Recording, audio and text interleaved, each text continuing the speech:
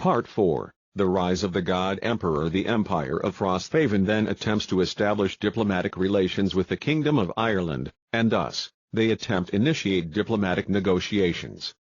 The emissary of the Empire of Frosthaven arrives at the Kingdom of Ireland's capital, bearing gifts of furs, ice crystals, and precious metals. He is escorted to the throne room, where King of Ireland awaits him. The room is adorned with tapestries depicting the lush green lands of Ireland and the harsh beauty of the great frozen wastes. A fire crackles in the hearth, casting flickering light on the polished wooden floors. "Your Majesty," the emissary says, bowing low before the king, Emperor Thoric II of the Empire of Frosthaven sends his greetings and wishes to establish diplomatic relations between our two great nations. The King of Ireland raises an eyebrow, intrigued. "Indeed? The Empire of Frosthaven is a land of legend to us, a place of unimaginable cold and ice.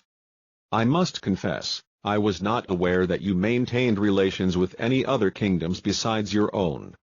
"Your Majesty," the emissary replies, "while it is true that the Empire of Frosthaven has often been isolated by its harsh climate, we have maintained contact with other kingdoms through trade and diplomacy. We believe that the interests of the Kingdom of Ireland and the Empire of Frosthaven align in many ways, particularly when it comes to ensuring the stability and prosperity of our respective regions." The king listens intently, his expression thoughtful. "You speak wisely. Ireland has long been a land of peace and trade, and we have always sought to foster alliances with nations who share our values. I would be honored to discuss the possibility of an alliance between our kingdoms." The emissary beams with gratitude. "Then allow me to present these gifts from Emperor Thoric II, as a symbol of his respect and friendship towards your Majesty and the people of Ireland." He places the gifts on a nearby table. "Our two empires could work together to counter the influence of neighboring powers who seek to expand their territories at our expense." The king nods, his expression serious. "Indeed, we have seen the actions of certain empires in the East with great concern. I believe that a strong alliance between our nations would not only benefit our people, but also serve as a bulwark against those who would threaten the stability of our region." "Then let us begin the negotiations," the emissary says, his voice firm with determination. "Emperor Thoric II is eager to establish a treaty of friendship and trade between our kingdoms, and I am confident that together, we can forge a lasting alliance that will stand the test of time." The King of Ireland nods in agreement. "Indeed, such an alliance would be of great benefit to both our peoples. We must work together to ensure that our interests are protected and that our voices are heard in matters of regional importance." He gestures to one of his advisors, who steps forward to escort the emissary to a private chamber for discussions. As they depart, the emissary can't help but feel a sense of optimism about the potential for this new alliance. The Kingdom of Ireland seems genuinely interested in forging a strong bond with the Empire of Frosthaven, and Emperor Thoric II will surely be pleased to hear of this progress. The negotiations will no doubt be challenging, but with the foundation of mutual respect and shared goals, they are off to a promising start. The emissary enters the private chamber, where he finds the advisor waiting for him. "Your Highness has instructed me to assist you in any way I can during these discussions," the advisor says, bowing his head respectfully. "Please, feel free to express any concerns or proposals you may have." The emissary takes a seat at the elaborately carved table, steeling himself for the negotiations ahead. He begins by outlining Emperor Thoric II's primary objectives: the establishment of a formal trade agreement, mutual defense pact, and the sharing of intelligence regarding regional affairs. The advisor listens carefully, making notes as the emissary speaks. When the emissary finishes, the advisor pauses for a moment, seemingly deep in thought. "Your proposals are most interesting," he says finally. The Kingdom of Ireland is indeed eager to strengthen its ties with Frosthaven and to foster greater cooperation between our two empires. However, there are several points that we must discuss further before coming to any formal agreements. The advisor leans forward, resting his elbows on the table. "Firstly, we must discuss the specifics of the trade agreement. While we appreciate the potential benefits of free trade between our empires, we must also ensure that our respective economies are not adversely affected. We must consider tariffs, quotas, and other trade barriers that may be necessary to protect our industries and workers. The emissary nods thoughtfully. Of course, Your Highness. Emperor Thoric II is willing to work closely with the Kingdom of Ireland to address any concerns you may have. Our aim is not to undermine your economy, but rather to create a mutually beneficial partnership that strengthens both our empires. The advisor seems satisfied with this response and continues. Secondly, regarding the Mutual Defense Pact, we must discuss the specifics of how such an alliance would be implemented. Would Frosthaven be willing to commit military forces to defend Ireland, and would Ireland be expected to do the same in the event of a conflict in the Empire of Frosthaven? The emissary hesitates for a moment, unsure how to respond. This is one of the more delicate issues that must be addressed. Emperor Thoric II is committed to the defense of Ireland and its people, he says carefully. However, our military might is primarily focused on maintaining stability within our own borders. It is not our intention to engage in conflicts beyond our borders. That being said, we would expect Ireland to reciprocate this commitment in times of need. The advisor nods, seeming to consider this response. Your response is most appreciated, he says. These are indeed important matters that we must discuss openly and honestly. I will bring your proposals before the king and we will begin negotiations in earnest. I am hopeful that we can reach an agreement that benefits both our empires. The emissary expresses his gratitude and begins to make notes on the discussion, anticipating the reactions of Emperor Thoric II and his advisors back in Frosthaven.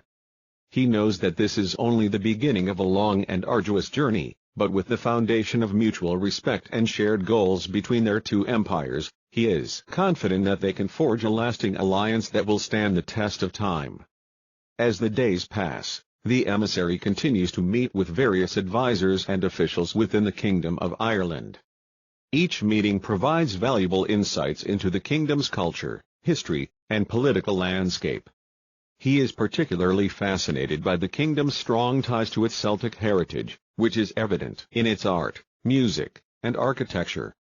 The emissary finds himself drawn to the beauty of the Emerald Isle, from the rolling hills of the countryside to the bustling streets of the capital city.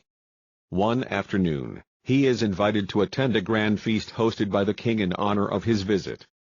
Seated at the head of the table, the King of Ireland raises his goblet in a toast to the Empire of Frosthaven. To our new allies across the sea, he proclaims, may our friendship grow stronger with each passing day, and may our empires prosper together. The emissary stands, joining the king in his toast, as the rest of the guests erupt into cheers and applause. Throughout the evening, the emissary has the opportunity to engage in informal conversations with various members of the court. He learns about the kingdom's complex system of government, which blends elements of both monarchy and parliament, and hears stories of Ireland's past triumphs and tragedies. As he listens to these tales, he begins to understand the deep sense of pride and resilience that defines the Irish people. One of the more intriguing topics of discussion is the role of magic within the kingdom. While it is not as prevalent as it is in Frosthaven, there are rumors of powerful druids who live in secluded groves, studying the ancient arts and maintaining a delicate balance between the natural and supernatural worlds. The emissary finds himself drawn to these mysterious figures, fascinated by the idea of a society where magic and technology coexist in harmony. As the feast comes to an end, the emissary takes a stroll through the palace gardens, admiring the lush greenery and the sound of a distant fountain. He finds himself reflecting on the day's events and the potential for a lasting alliance between their two empires. He knows that there will be challenges ahead, but with the trust and mutual respect that have been established, he is confident that they can overcome any obstacle. As he returns to his chambers for the evening, the emissary can't help but feel a sense of awe and respect for the Kingdom of Ireland. Its rich history, vibrant culture, and resilient spirit have left an indelible mark on his heart, and he knows that this journey has forever changed the course of his life. The Empire of Frosthaven and the Kingdom of Ireland may be worlds apart, but tonight, they are united by a bond that transcends distance and time. The emissary spends the night reflecting on the negotiations that lie ahead, carefully considering the arguments and counter-arguments he will present to Emperor Thoric II and his advisors. He knows that the future of both empires hangs in the balance, and he takes his responsibility seriously. As he drifts off to sleep, he is comforted by the knowledge that he has done his best to forge a path forward that benefits both empires equally. Over the next several weeks, the emissary continues his discussions with the Irish court, navigating the complex web of politics and diplomacy with skill and grace. He is impressed by the intelligence and resourcefulness of the king and his advisors, and he finds himself growing ever more fond of the Emerald Isle. As the days turn into weeks and the negotiations begin to bear fruit, he knows that they are on the cusp of something truly historic. One morning, as he takes a walk along the beach, the emissary is approached by a lone figure dressed in simple robes. The figure introduces himself as a druid, one of the keepers of the ancient ways. He offers to show the emissary a hidden grove where he can witness the power of magic firsthand. Intrigued and curious, the emissary accepts the invitation, eager to learn more about this mysterious world. As they journey deeper into the forest, the emissary finds himself surrounded by towering trees and the songs of countless birds. The air is thick with the scent of earth and growing things, and he can feel the weight of centuries of history pressing down upon him. The druid leads him to a clearing, where a small circle of standing stones is surrounded by a circle of glowing mushrooms. It is here, he explains, that the druids conduct their most powerful rituals. The emissary takes a tentative step forward, his curiosity overwhelming any lingering doubts or fears. The druid nods approvingly, gesturing for him to sit on a nearby boulder. For several minutes, the only sound is the rustle of leaves and the distant calls of animals. Then, without warning, the druid begins to chant in a language the emissary has never heard before. His voice rises and falls, growing louder and more powerful with each passing moment. As the chanting reaches its peak, the mushrooms around the circle begin to glow brighter, casting an ethereal light upon the scene.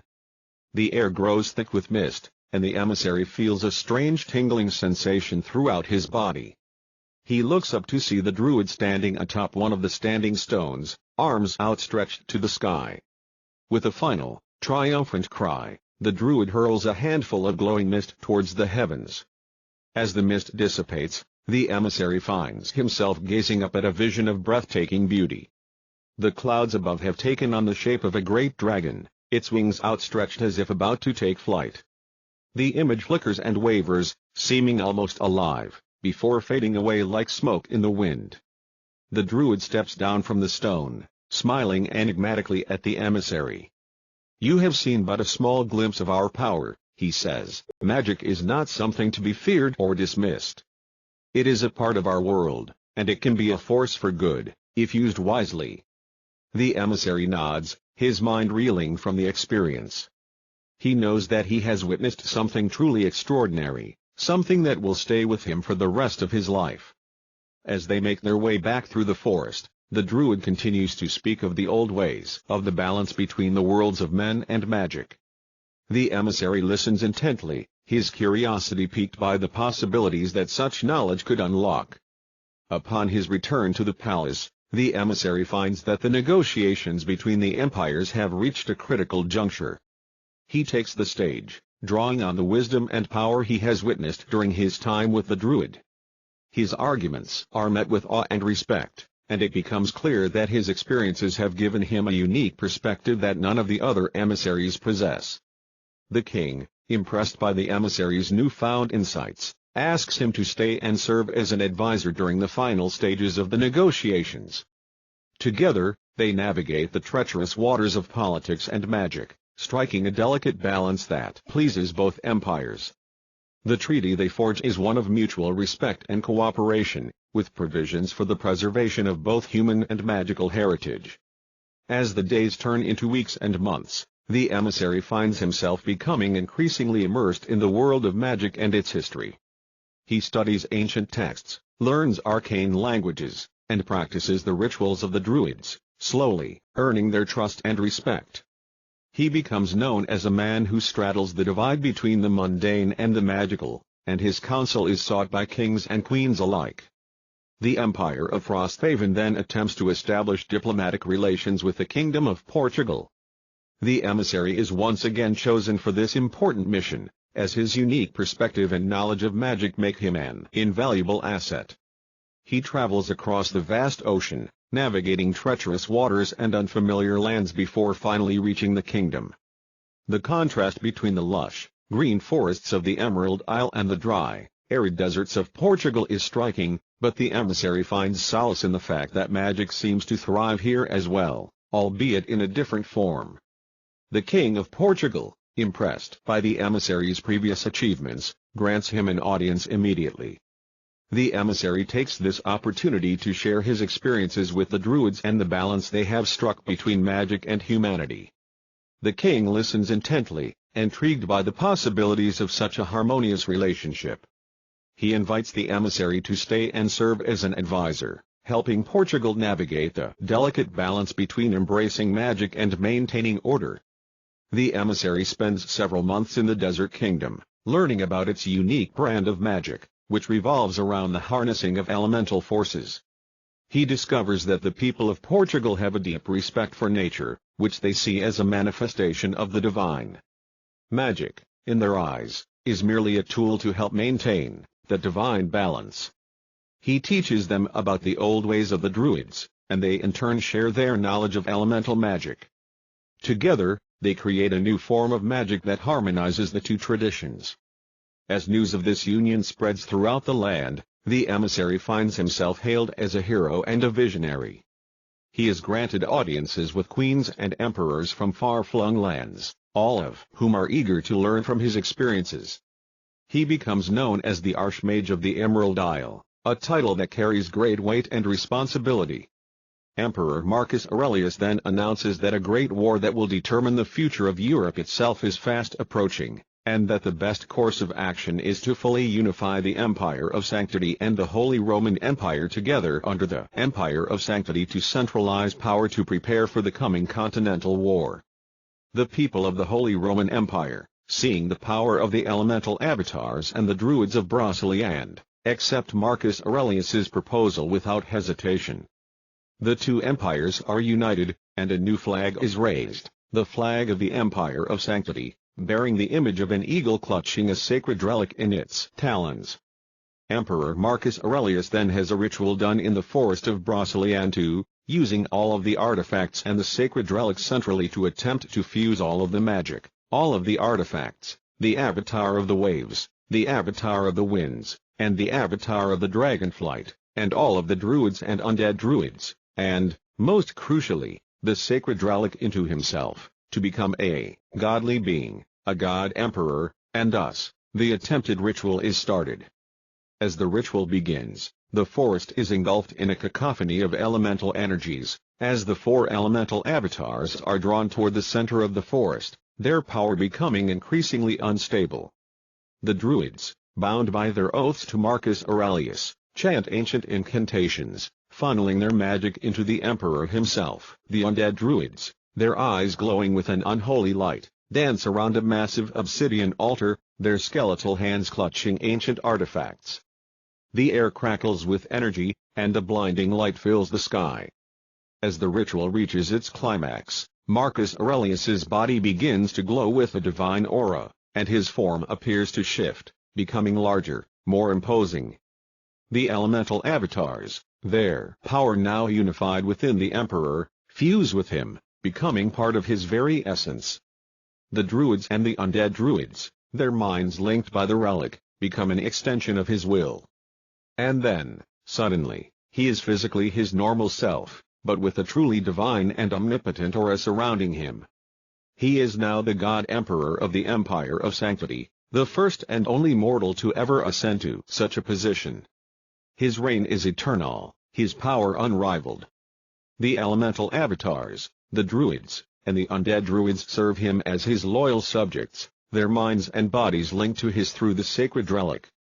The Empire of Frosthaven then seeks to form diplomatic alliances with as many kingdoms and empires as possible as quickly as possible. The emissary, now known as the Archmage of the Emerald Isle, is once again chosen to lead these negotiations. He travels far and wide, visiting kingdoms of every shape and size, each with its own unique culture and tradition of magic. He brings with him the knowledge he has gained from the Druids, the elementalists of Portugal, and other learned scholars and sages from across the world. In each new land, the Archmage takes great care to understand the local customs and beliefs, for it is only through respect and empathy that true understanding can be achieved. He speaks to kings and queens, priests and wizards, commoners and nobles alike, listening to their stories and sharing his own. He tells of the balance he has seen maintained between magic and humanity in the lands of the Druids, and of the harmony he has witnessed between elemental and natural magic in the desert kingdom of Portugal. He travels to a land where magic is seen as a gift from the gods, and where wizards are treated as near deities themselves. The Archmage cautions against such hubris, reminding them that magic is a powerful tool that must be wielded with care and wisdom. He shows them the destruction that can be wrought when magic is used selfishly or recklessly, and how the balance between magic and humanity can be maintained to prevent such catastrophes. He visits a land where magic is feared and suppressed, where wizards are hunted down as heretics and burned at the stake. The Archmage tells them of the wisdom and knowledge that can be gained through the study of magic, and how it can be used to improve the lives of all people. He urges them to find a way to coexist with magic, to learn to control their fear and embrace the possibilities that it offers. The Empire of Frosthaven uses a ritual to summon the Frost Titan, a colossus of ice and frost whose mere presence can freeze entire landscapes and command the frigid elements to do its bidding. Towering over the tallest mountains, the Frost Titan embodies the raw power of winter's wrath and serves as a symbol of the Empire of Frosthaven's resilience and determination. The Storm Leviathan, a behemoth of thunder and lightning that roams the skies with unparalleled ferocity. With its electrifying presence, the Storm Leviathan can summon tempests of unparalleled intensity and unleash devastating bolts of lightning upon its foes, posing a formidable threat to any who dare challenge its dominion. The Earth Colossus, a titan of stone and earth whose unyielding strength can shatter mountains and reshape the very landscape itself. As the embodiment of the Earth's enduring power, the Earth Colossus will stand as a stalwart defender of the Empire of Frosthaven, anchoring our realm to the bedrock of stability and fortitude, and the Inferno Phoenix, a celestial being of fire and flame whose incandescent presence can engulf entire armies in its fiery embrace. Born from the heart of the hottest infernos, the Inferno Phoenix embodies the relentless fury of the flames and serves as a beacon of defiance against the encroaching darkness, all just to hopefully stand a chance against the God Emperor of the Empire of Sanctity, God Emperor Marcus Aurelius. As futile a hope as that truly is.